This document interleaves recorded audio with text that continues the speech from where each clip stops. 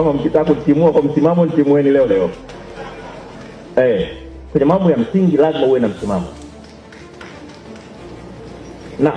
Na ndio moja ya viapo vya chama chetu. Mwanasisi mwatie na msimamo ni tumila kuhili. Ningeambiwa, hebu makamu wa rais waambie wa Tanzania jambo moja tu, wakisema una jambo la kuwaambia wa Tanzania moja tu, unapewa nafasi ya mwisho, sema moja. Nitasema pambaneni mpate katiba mpya.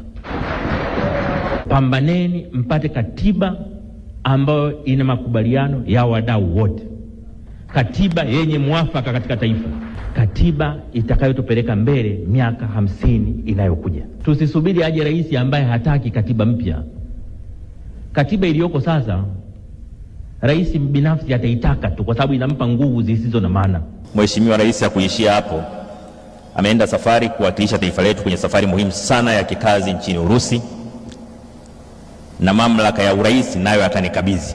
Nimepewa dakika 10 za kutoa salamu za makamu wa rais na nitajitahidi kuzitumia vizuri. Mheshimiwa Rais, katika kutumia vizuri muda niliopewa, kwa heshima kubwa na kukaribisha kufanya kazi hii.